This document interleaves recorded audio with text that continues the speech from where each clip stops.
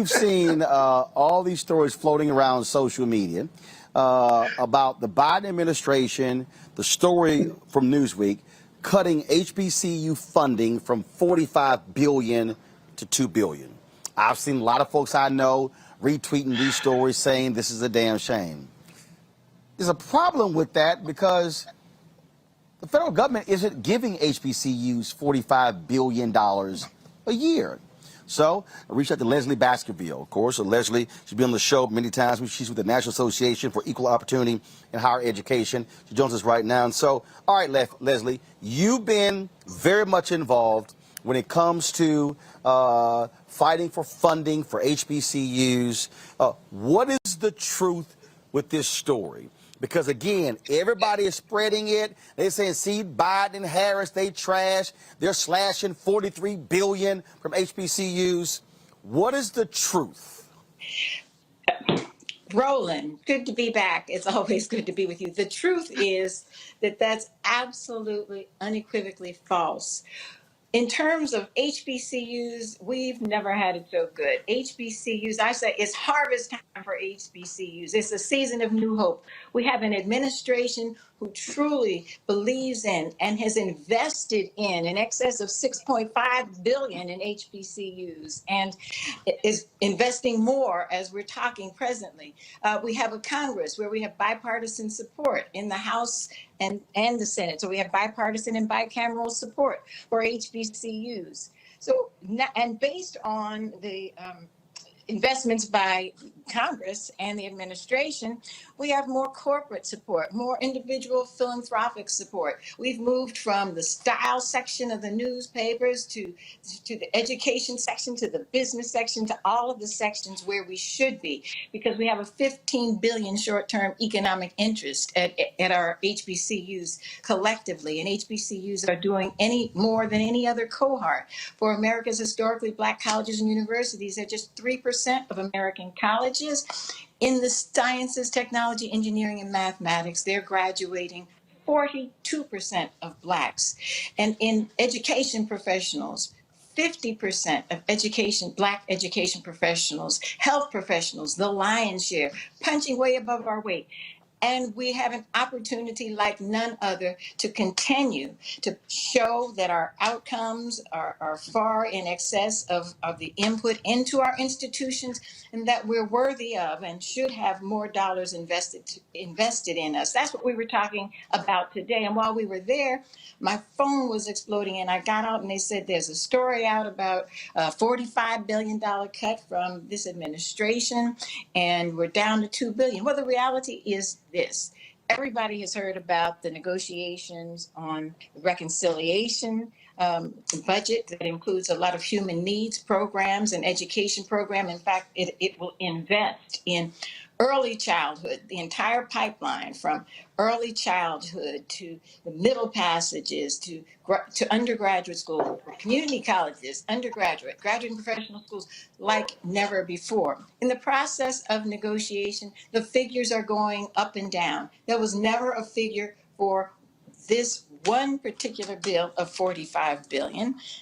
But the figures are dancing around. Right now, I don't think the White House can tell you exactly where the figure is, but whatever the figure is, our institutions will be greatly enriched as they continue to enrich America. Reality is, America can't realize her goals, can't realize her education goals, her economic goals, her wealth goals, health goals without HBCUs. And so we're going to continue to get money. But I just want to say this. I heard a bit of the last program. Leslie, hold on one second. Leslie, hold on one second. Again, yes. so I need to walk slowly through this again. Okay. Mm-hmm. The story says $45 billion for HBCU and other minority institutions, down to $2 billion. All right. What I'm still trying to understand, though, is what is this $45 billion? Because the reality is, right now, HBCUs, the federal government is only providing around, correct me if I'm wrong, around $1 billion annually to HBCUs. Is that correct? Could be, yeah, but we got substantially more in this last time because of the coronavirus special supplement. No. I got that. You're roughly correct. But here's the question about the $45 billion. in the Build Back Okay. Better blueprint, in the blueprint or the platform, the administration has it as an aspirational goal, investing 45 billion in infrastructures and research for HBCUs. That's the aspirational goal. Hopefully we'll get to that at some point. That Okay, is a hold on, platform. It's not in the hold up, bill. It's not in the bill. hold on, Yeah. hold on. And let's say again, okay, the Newsweek, okay, again, the Newsweek story Yeah. says 45 billion for HBCUs and other minority serving institutions. The Right. reason I'm stating that is because people are tweeting and posting as if the 45 billion is all going to HBCUs. It's not. Well, There are that's other correct. institutions that are in this, so that 45 billion is not all for HBCUs. And have you seen, again, this is for everybody who's understand, this is what you work on. Have Right. you seen an actual hard number that they are proposing in this bill that's specifically for HBCUs?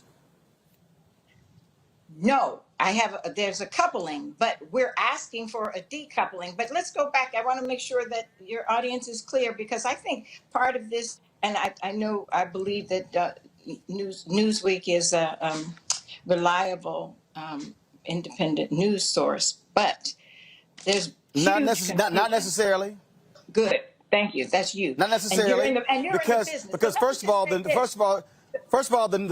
the Newsweek story is written off an Associated Press story. I've read the Uh-huh. story. The problem Okay. is it is scant details, and Yeah. as somebody who reads the story, if I see 45 billion cut to 2, I want to know, I want to Didn't see what the happen. 45 billion was for. I haven't seen it. Didn't happen. And so that's confusing a reconciliation bill that has a figure that at no time was 45 billion, with a platform in which there was an aspirational goal for 45 billion. And you're absolutely right, for HBCUs, TCUs, and their tribal colleges, universities, and then demographic MSIs. And so those would be Hispanic serving institutions, tribal colleges, and predominantly Black institutions. And so that was for an aspirational goal for the community in a platform. So now the president is in, the administration is in, we have better relationship and better access to folks in the administration who themselves have gone to HBCUs, but importantly, who understand the centrality of HBCUs to American progress. More importantly, for where we are presently, they understand that HBCUs, because HBCUs are unlike any cohort of colleges and universities, and you talk about the PBIs, TCUs, and APCs, Asian Pacific Islander colleges, they are demographic MSIs, minority serving institutions. HBCUs, people don't know this, they are not minority serving. They have no race and no ethnicity criterion.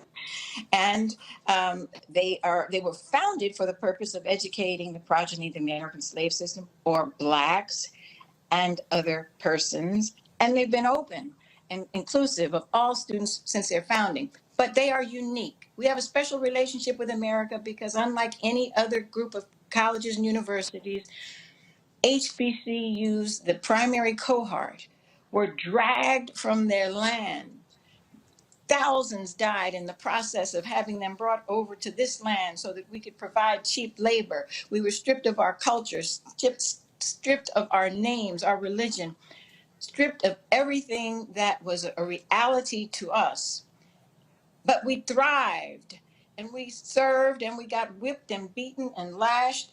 But important to us was education. And so originally we educated ourselves by all types of signals and working to each other. You all know the story, and I'm not going to take up your story on it. But the point is, from that, we went on to found private HBCUs Right, by abolitionists and right. Blacks, founded them, and we funded them. We funded them.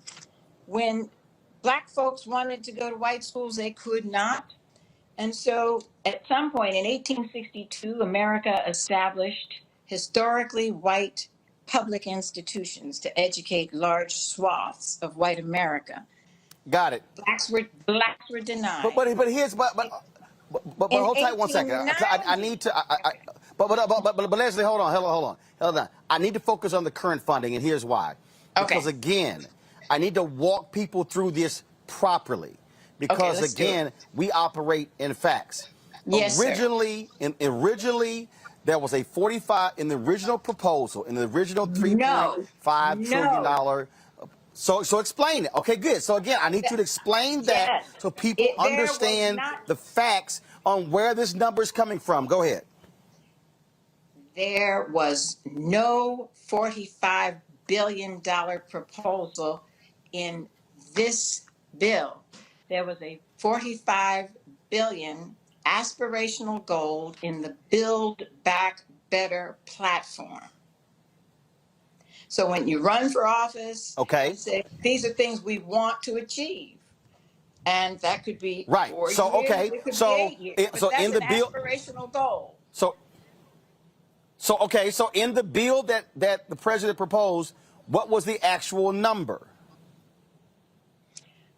I've seen numbers between 2 billion and 3.9 billion, low billions. I have at no time seen in the bill itself anything that approximates 45 billion. Okay. And now what is happening is they're going back and forth on cutting the size of the bill. You have Senator Joe Manchin, who has said he is not going to support 3.5 trillion in spending. Senator Right. Kristen Sinema. So what happens? You see cuts made there, and so that's what's going back and forth. And that's why we're trying to sit here and establish what's actually the truth. And so Yes. we reached out. We've been trying to get numerous members of the Congressional Black Caucus on the show. We're trying to get Congressman Bobby Scott on, who's on the House Yes. Education Committee. We're trying to get him on because we need there to be an explanation of this because, again, I'm seeing people say all kind of wild stuff, and it's not based in fact or reality. I want to go to my panel. Scott, you have the first question for Leslie Baskerville.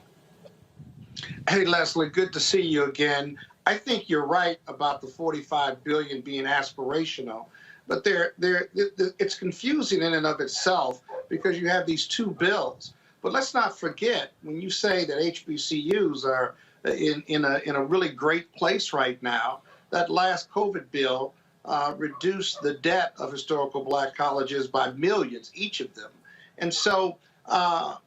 Are you seeing more bipartisan support and investment in historical Black colleges on the Hill, despite the fact that they're going to have to reduce this Build America Back legislation? Will there be something in there for HBCUs? There absolutely will be something in there for HBCUs, and there are things in there that now I've seen in roughly 3 places. There are some resources for infrastructure, there's some resources for broadband, but as with every other affinity group, advocacy group, the HBCU community believes, and we want additional resources to move Mm-hmm. our Research 2 institutions. We have 11 Research 2 institutions. Those institutions are high research and they're doing the scientific research. They're responsible for Right. roughly 42% of Black Americans that have advanced degrees in the sciences, technology, engineering, and mathematics. But they're just 11. And we have none that are R1, that are the top. So we've been pushing and pushing for additional dollars. But more important than the additional dollars is a decoupling of HBCUs from the group that Roland talked about, who said the money, the 45 aspirational goal in the platform that has nothing specific to do with the budget is for HBCUs, tribal colleges. Right. Here's the deal. Here's the deal. But we I don't have want to to talk about platform. decouple. I don't want. I'm not talking No, about right. No. But here's the platform. whole deal. Somebody running for office is one thing. Well, they're actually Right. there. I want something was actually in the bill. Hold tight. There is not Hold 45 tight. billion. Got it. Hold tight one second. All right, welcome back. Roland Martin Unfiltered on the Black Star Network. We're talking about HBCU funding in the latest bills that is going across Congress. Question, we have Leslie Baskerville with NAACP. In the next hour, we'll be joined by the Thurgood Marshall Fund as well. Question now, Demario Solomon-Simmons, your question for Leslie Baskerville. Yeah, I do want to hear a little bit more about you talking about the decoupling. I understand that this aspirational number of $45 billion is for tribal colleges in addition to HBCUs. But how much do you think HBCUs will receive specifically for our particular colleges themselves?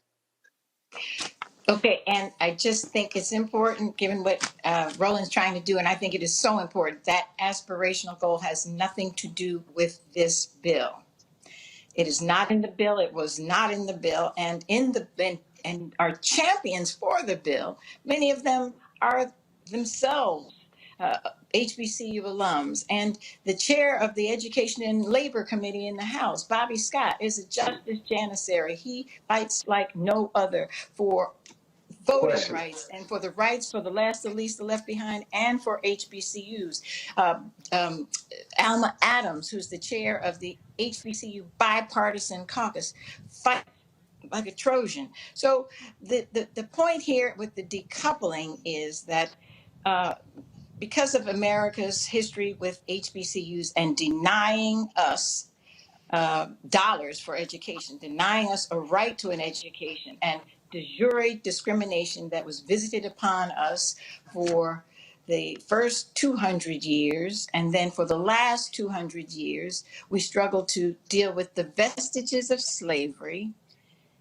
They started strengthening HBCUs in the Higher Education Act. And that was in recognition of the fact that we were denied dollars and we were owed dollars. And America said, not only have we intentionally denied you dollars that has resulted in underfunding, deferred maintenance, endowments that are substantially less than others, and on, and just 11 research institutions at this time. But the vestiges of slavery persist. And so we've got to do something about that. And so they put in a pot of strengthening HBCUs for the purpose of strengthening the institutions that were intentionally denied funding. Leslie, Scott was talking about, when Scott talked about the $6 billion. So in the COVID package, there was $6 billion that went directly to HBCUs. And so, again, that's correct. The reason I'm laying this out there, so when people are talking about what was cut, you have to factor in the COVID bill that was passed earlier by this Congress and signed into law by President Joe Biden. $6.5 billion went to HBCUs. And so if you're going to say what HBCUs... $1.6 billion, another 1.6 in the rescue plan, the American Rescue Plan. Got it. Okay. Robert, I need your question for Leslie. I'm short on time. Robert, short question, short answer. Just very quickly, we're talking about this, the bill currently going through Congress, and I see a lot of Republicans posting this meme about Joe Biden cutting $30 billion from HBCUs. What Republicans are actually helping on HBCU funding? Good question.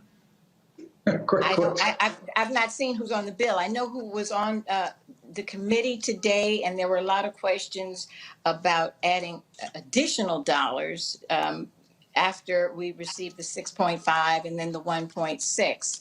But looks like, folks, we just lost Leslie Baskerville. So I guess we're going with none. So here's the deal.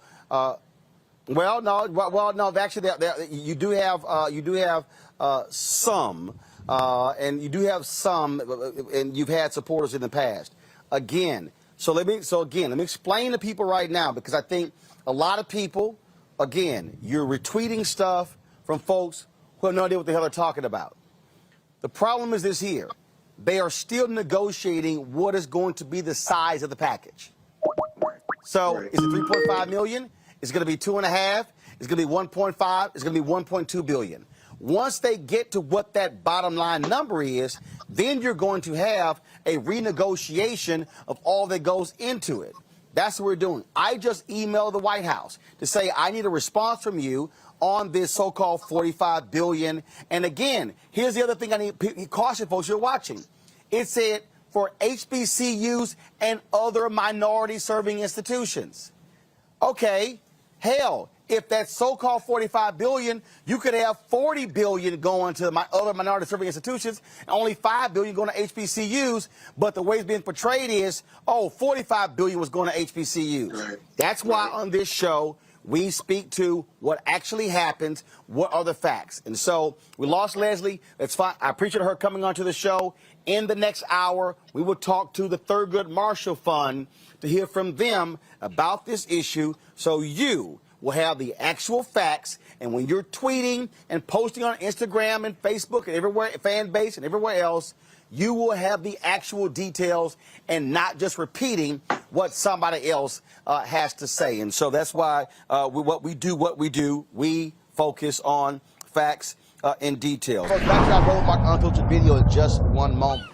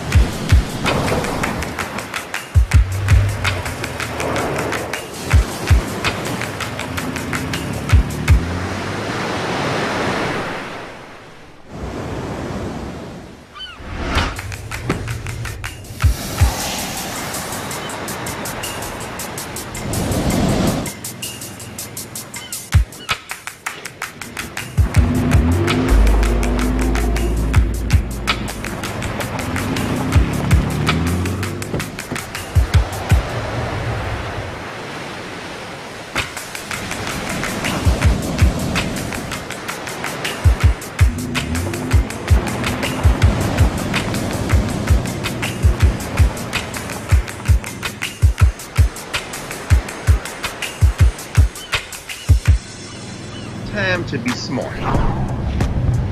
Roland Martin's doing this every day. Oh, no punches! Thank you, Roland Martin, for always giving voice to the issues. Look for Roland Martin in the whirlwind, to quote Marcus Garvey again. The video looks phenomenal, so I'm really excited to see it on my big screen. Support this man, Black Media. He makes sure that our stories are told. See, this difference between Black Star Network and Black-owned media and something like CNN. I got to defer to the brilliance of Dr. Carr and to the brilliance of the Black Star Network. I am rolling with Roland all the way. Honored to be on a show that you own. A black man owns the show. Folks, Black Star Network is here. I'm real revolutionary right now. Like, wow, Roland was amazing on there. Stay black. I love y'all. I can't commend you enough about this platform that you've created for us to be able to share who we are, what we're doing in the world, and the impact that we're having. Let's be smart. Bring your eyeballs home. You can't be Black-owned media and be scared.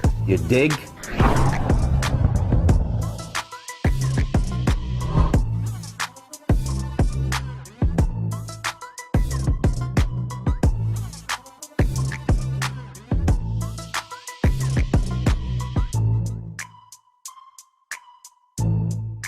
Folks, at the top of the show, we talked about the HBCU funding. The story's been circulating by the Associated Press that $45 billion was supposed to be earmarked for HBCUs. Now that's been cut down to $2 billion.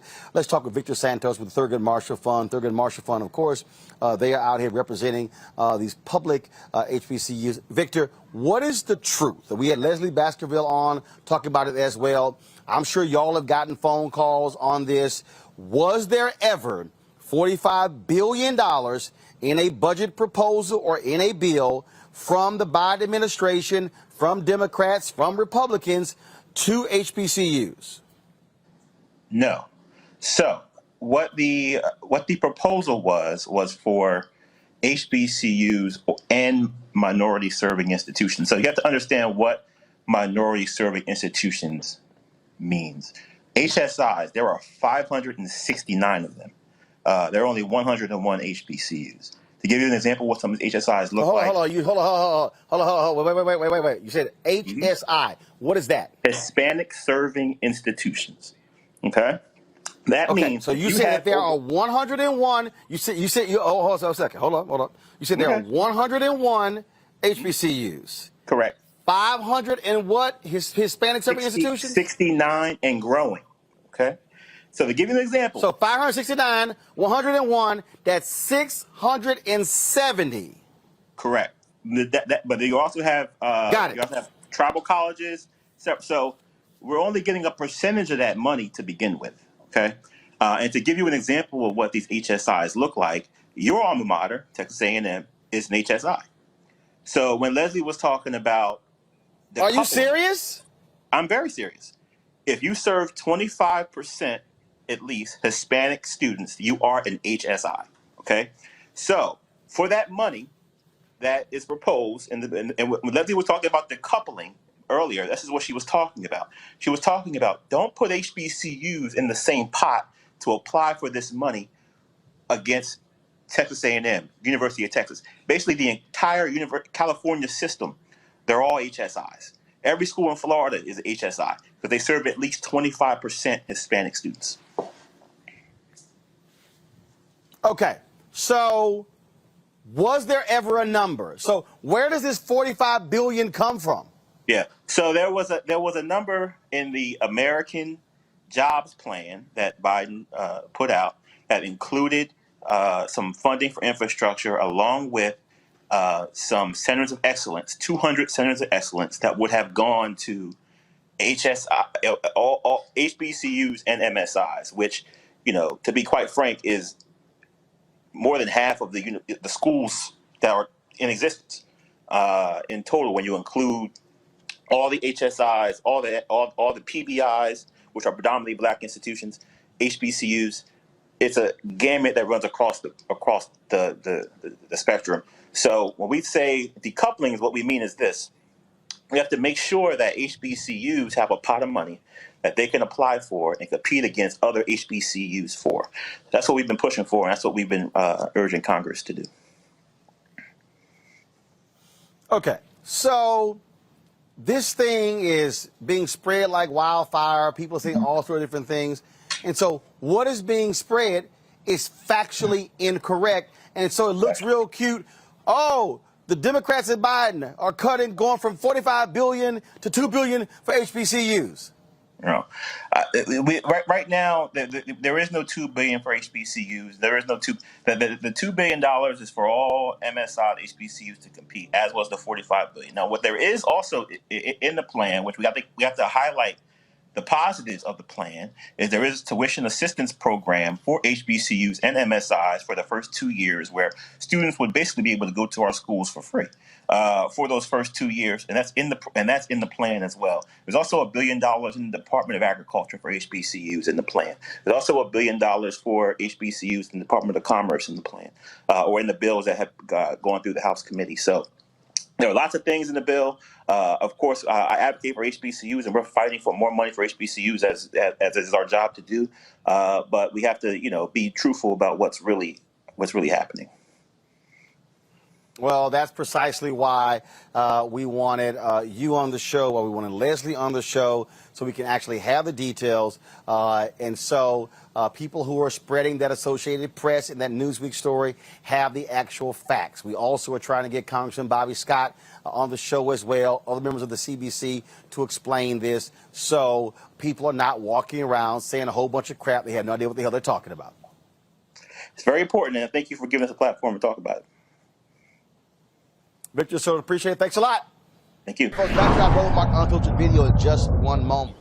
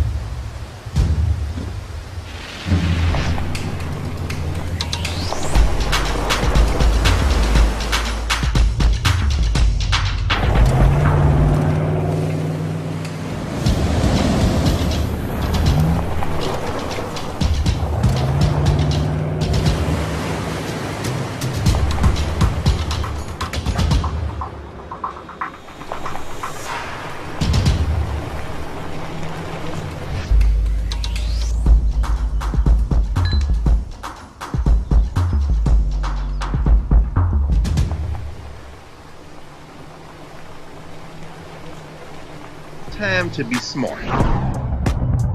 Roland Martin's doing this every day. Oh, no punching! Thank you, Roland Martin, for always giving voice to the issues. Look for Roland Martin in the whirlwind, to quote Marcus Garvey again. The video looks phenomenal, so I'm really excited to see it on my big screen. Support this man, Black Media. He makes sure that our stories are told. See, there's a difference between Black Star Network and Black-owned media and something like CNN. I got to defer to the brilliance of Dr. Carr and to the brilliance of the Black Star Network. I am rolling with Roland all the way. Honored to be on a show that you own. A black man owns the show. Folks, Black Star Network is here. I'm real revolutionary right now. Like, wow, Roland was amazing on there. Hey, Black, I love y'all. I can't commend you enough about this platform that you've created for us to be able to share who we are, what we're doing in the world, and the impact that we're having. Let's be smart. Bring your eyeballs home. You can't be Black-owned media and be scared.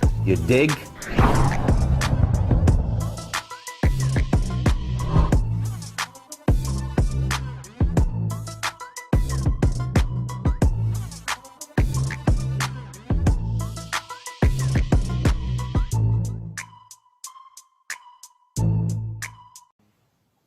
We talked about this yesterday, all over social media, lots of discussion about funding for HBCUs. Associated Press and Newsweek did a story saying that the Biden administration and Democrats were cutting from $45 billion to $2 billion for HBCUs. We now know that's not true. One of the folks who's been trying to correct a lot of these falsehoods about funding for HBCUs, especially the last 4 years with Donald Trump, is my next guest, Dr. Walter Kimbrough. He's the president of Dillard University, retiring at the end of this year. Dr. Kimbrough, glad to have you back on Roland Martin Unfiltered on the Black Star Network. This is something that's big because this thing has been spreading like wildfire. People have been saying all sorts of different things. Here you go. Dems don't care about black folks. They're cutting $45 billion. And I had Leslie Baskerville on yesterday from NAACP. I had on Victor Santos from the Marshall Fund as well. And both of them said it wasn't $45 billion. And so, look, you are an HBCU president. Break down exactly what's going on with HBCU funding in these these budget proposals right now. All right. Well, first of all, thanks for having me, Roland. I appreciate having this opportunity. And just remind folks, I'm not retiring. I'm just transitioning. I'm doing the free agent thing. So we see where I end up. But it's been frustrating for me because I think there are some legitimate concerns that we have. But when people get out there and share all of this misinformation, it creates bigger problems. So, and I had a chance to listen to Leslie and Victor, so I thought they provided great information that people can listen to. But what President Biden did was come in and said, I really am going to have a robust proposal for HBCU. So he asked for lots of money. So when you hear the $45 billion figure, and I've seen anywhere from 30 to 50 billion, it's all over the place. But if we look at the $45 billion, so 20 billion of that is straight infrastructure. And as you've mentioned to people, it's HBCUs and MSIs, Hispanic serving, Asian Pacific, Native American. So there will be a portion of that for HBCUs, which will be significant. So 20 billion for that. 15 billion of it is for research and development. So just straight R&D is 15 billion, and then or 10 billion, and then another 15 billion that will be for centers of excellence to create these centers of excellence at HBCUs. And I heard Victor talk about that. So that's where the 45 billion comes from. So the process is for any president, they present their budget priorities to Congress, and then those committees have to do the work. So President Biden started off and said, hey, this is what I want. Also, because this is getting lost too, he also wanted to help double the Pell Grant. And so his first salvo was to get it up $1,800. Okay, so that we aren't even talking about that because that would impact 7 million college students. So you have all that together. It goes to the committee. It's now with the Committee for Education and Labor, which is chaired by Bobby Scott. And now they have to do the work. And so when they go through the process and they're working together, they try to decide how much is Congress willing to spend. And that's when you start to have those cuts and they start to negotiate. So it goes back and forth. They'll have a run at it. The Senate will have a run at it. Then we'll end up with the final figure. So that's how the process works. The process always works like that. But it's hard to even get a number like that on the table if the president doesn't put it out there. Trump never put out big numbers like that. And every time we got an increase is because our friends in Congress said that's unacceptable. And so they added money to it. So that's the point, that we're going through the process like we always do. I think he shocked people because he came up with a huge number. And I think he set the table, which is really good for us. And now we all have to do our work to work with members of Congress and say, look, the president made this promise. Y'all need to help him make that promise come true. Also, again, we talk about funding. This is what Leslie and Victor discussed yesterday. You can't negate the funding that already came through two previous bills in 2021 already. The COVID bill, what was it, $6 billion? And then there was another billion plus? Right. So we've gotten over $6 billion in the last 18 months altogether. So you had some toward the end of the Trump administration for COVID. That was about $1 billion. And then you get another 2.6 that's a part of the work that President Biden has done. And then also add that it was approved at the end of 2020. Alma Adams did a lot of work with this as well. We had a number of HBCUs that had debts as a part of the HBCU Capital Finance Program. That was approved in the bill. The new Secretary of Education approved that to be wiped off the books. That's another $1.6 billion. So yes, we're talking about $5 to $6 billion that HBCUs have received in the last 18 months. And reminding people, every year, annually, we only receive about $1 billion from the federal government. And as Victor rightly pointed out, it comes from lots of different buckets. So it's not just Department of Education, it's from agriculture, it's from defense, it's from interior. It comes from a lot of different places, but when you add it all together, it's only about $1 billion. So now we're talking about $6 billion already in 18 months. And in the Biden administration, Corinne Jean-Pierre did an interview with HBCU journalists. She said that's $4 billion of it is from them alone. So it's not like nothing has been done. There has been significant investments in HBCUs. We're now trying to play the long ball to say, how do we get significant investments that will last so we can really do some major infrastructure work, which the entire country has talked about infrastructure. So we're being consistent with what the president has talked about as a part of the campaign trail. You know, and it's real interesting, Dr. Kimbrough. You know, you always got to deal with these dumbasses out here. Some people don't want to say that. I'll go ahead and say it. I got some idiot on YouTube, Truth Seeker. Roland, how much do the Democrats pay you to do damage control what the Democrats doing? No, it's called facts. See, this is real simple. If the funding was cut from $45 billion to $2 billion, we're going to tell the truth about what's going on here. The problem is when people are making stuff up. As a journalist, the first thing I said is, White House, is this true? What's the actual proposal? What's the actual number? What's going on here? The problem is you got a bunch of people out here, and again, and let me say it, the Associated Press story that was done, then the Newsweek story was done, were both wrong. I asked the most basic question to Leslie and Victor, and that is, of this so-called $45 billion, the way the story has been framed is it's being cut for HBCUs. Victor says no. This says HBCUs and minority serving institutions. I was blown away when he told me that my alma mater, Texas A&M, qualifies as an Hispanic serving institution. And so in this pot of money, you at Dillard will be going up against Texas A&M for the same pool of money. That's not protecting Democrats. That's called the damn truth. Right, exactly. And those are the kinds of nuances that we've got to be able to honestly talk about to make sure that does not happen. So you're exactly right. Those are the kinds of concerns that we have. The other thing, and I'm sure you'll appreciate this, we've got to have more diversity in terms of journalism because these AP stories are wrong all the time. There was one that a lot of people use to say Trump, saved HBCUs with $250 million a year.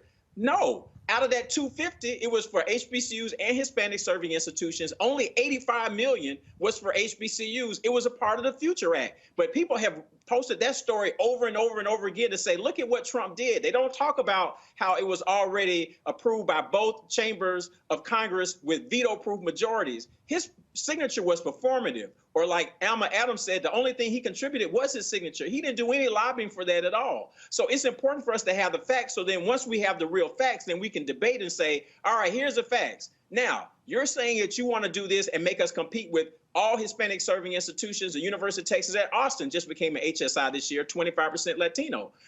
That's unacceptable. So we can have an honest conversation and debate, but when we start tossing in everything else, it's a problem. The last thing I'll say really quickly is that I'm always interested. These people come out of the woodwork complaining about what's happening for HBCUs, but nobody is advocating for us on a regular basis. The UNCF has created a platform that if you're concerned about this and want to do more than tweet, you go to the platform at uncf.org /HBCU Ignite. It's really easy. It takes you a minute. You can write your Congress people. You can call them. You can tweet them and say, give HBCUs this money. That's part of the reason that the Future Act got passed, because we had 66,000 letters in 2 months telling Congress we want this Future Act to be passed. Right now, for this new HBCU Ignite, which focuses on infrastructure, we've only had 11,000 people do that so far. So if everybody's tweeting and they're on Twitter and using the Twitter fingers, go to HBCU Ignite as a part of uncf.org and help us lobby for this money. Simple as that. Dr. Walter Kimball, President, Dillard University, represent like alphas always do. Always. Folks, back to our Roland Mark Unfiltered video in just one moment. Betty is saving big holiday shopping at Amazon. So now, she's free to become Bear Hug Betty. Settle in, kids. You'll be there a while. Ooh, where you going? Time to be smart. Roland Martin's doing this every day. Oh, no punches! Thank you, Roland Martin, for always giving voice to the issues. Look for Roland Martin in the whirlwind, to quote Marcus Garvey again. The video looks phenomenal, so I'm really excited to see it on my big screen. Support this man, Black Media. He makes sure that our stories are told. See, this difference between Black Star Network and Black-owned media and something like CNN. I got to defer to the brilliance of Dr. Carr and to the brilliance of the Black Star Network. I am rolling with Roland all the way. Honored to be on a show that you own. A black man owns the show. Folks, Black Star Network is here. I'm real revolutionary right now. Like, wow, Roland was amazing on that. Stay black. I love y'all. I can't commend you enough about this platform that you've created for us to be able to share who we are, what we're doing in the world, and the impact that we're having. Let's be smart. Bring your eyeballs home. You can't be Black-owned media and be scared. You dig?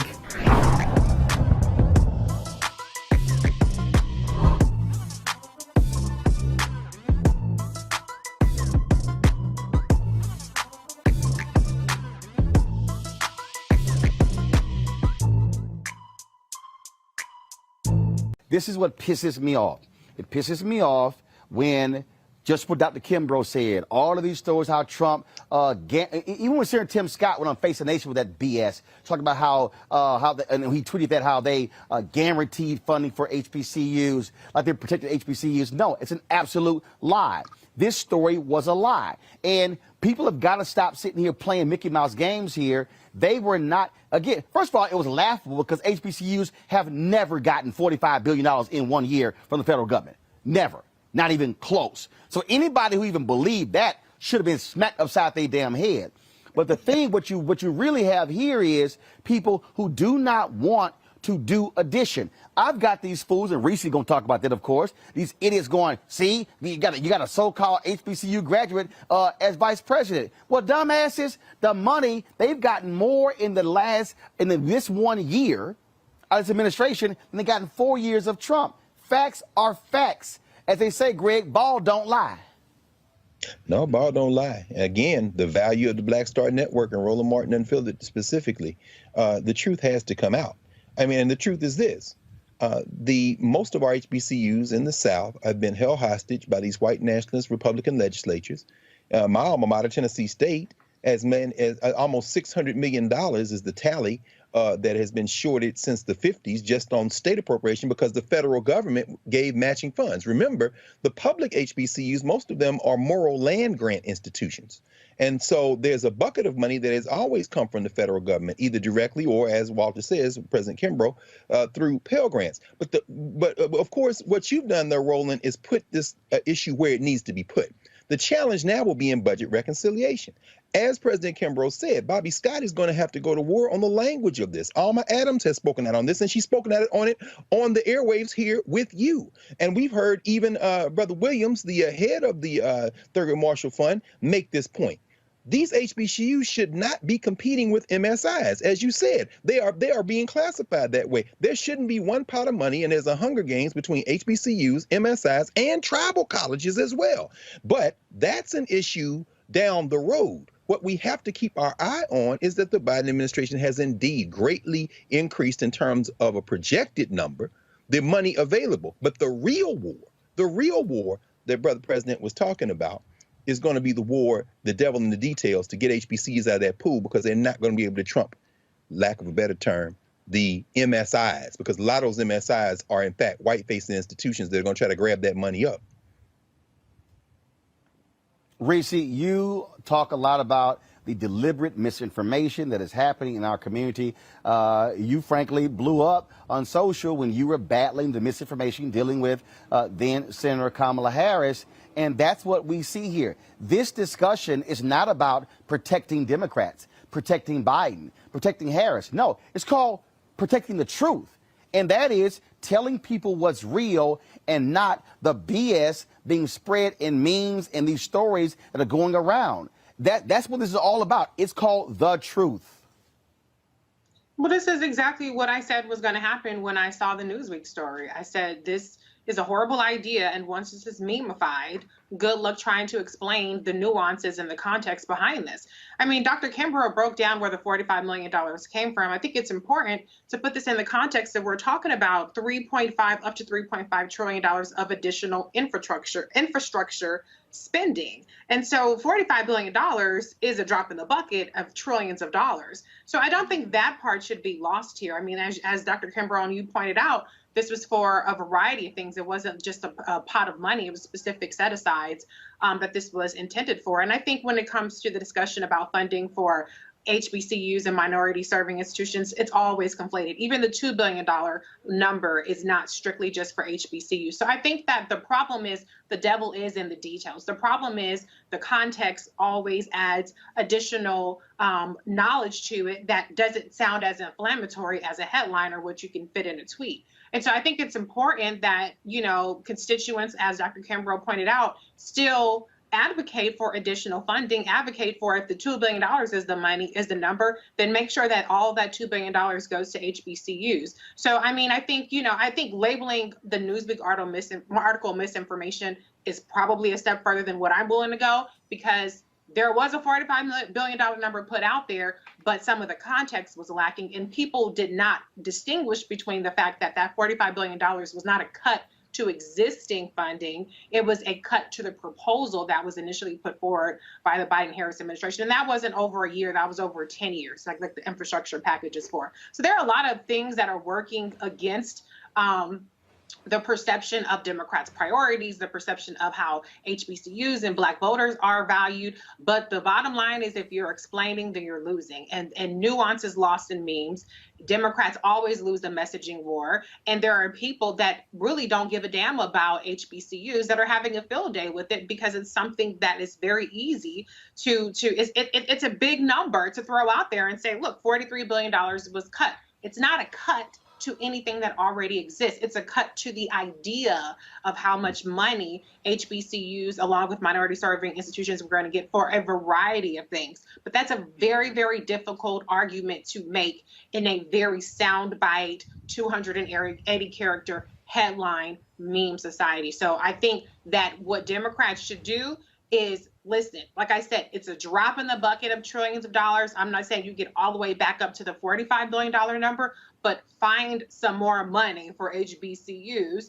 And if you're not going to do that, then you're going to spend a lot of resources and a lot of time just batting down this particular story. And there are going to be probably 100 more stories to come from. But one of the things that Trump was strong on, which was complete bullshit, was the notion that he was supportive of HBCU. And I was the one who was saying over and over again, well, he's taking credit for the funding that Vice President Kamala Harris fought for in the Senate and Congresswoman Alma Adams fought for in the Congress. But this is an area that the Republicans have been successful in messaging that they are supportive of HBCUs, at least on the federal level. So the Democrats are going to have some work in trying to undo this perception. And I think they should try to find more money. And that's not just as an optics thing. That's because HBCUs, as you covered a couple weeks ago, there are many institutions that need the infrastructure funding because of the capital expenditures that they need to make. Mm-hmm. But the thing, Faraji, here that we have to deal with, and this is where the nuance comes in and why this matters. It's because you have to know, first of all, what the hell you're fighting for.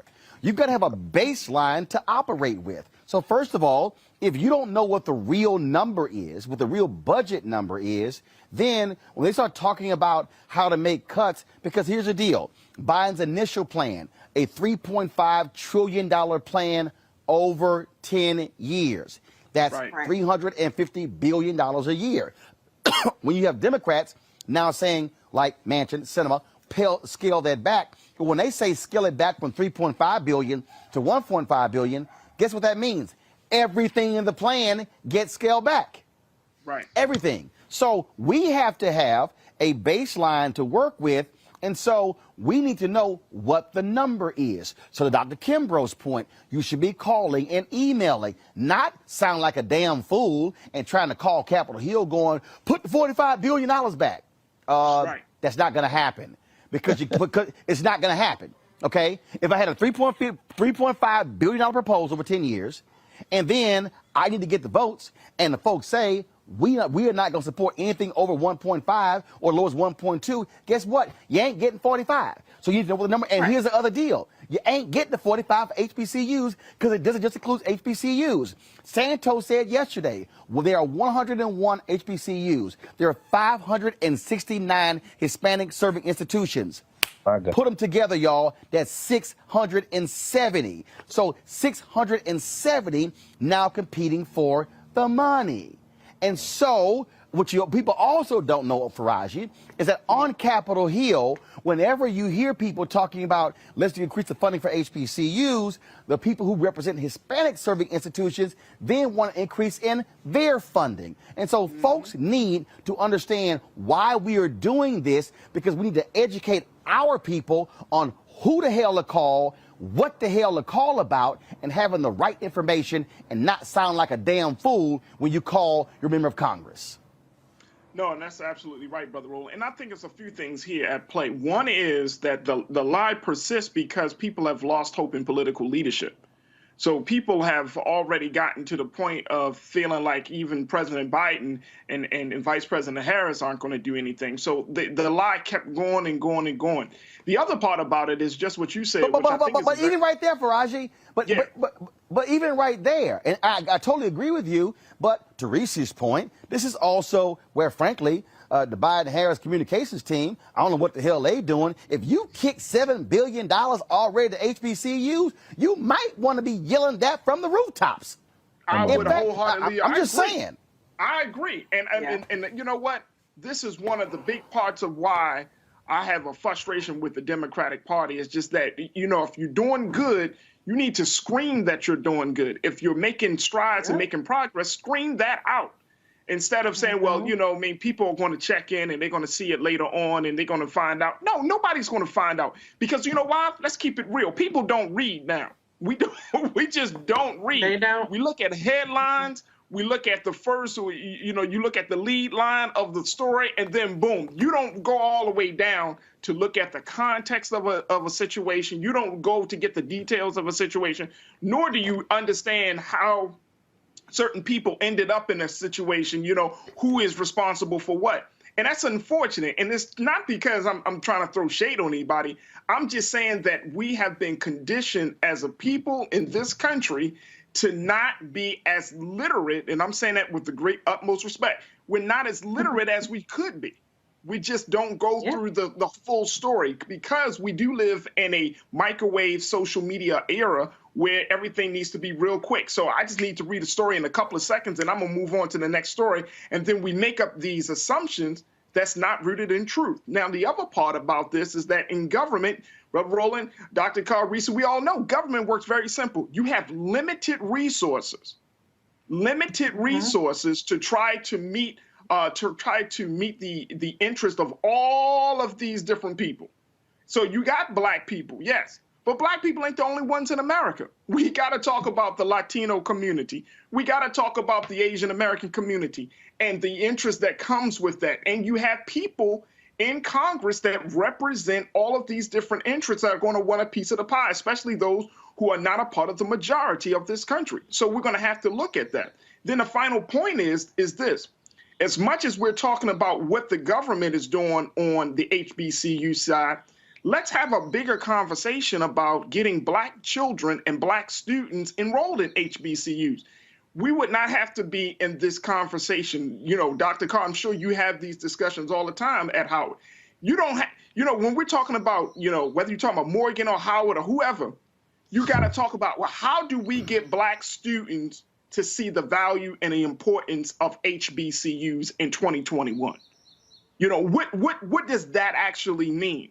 Can these HBCUs go out to the high schools and create, or even take the 101 HBCUs and come up with a real campaign to get people excited about going to an HBCU, and regardless of what part of the country you're in?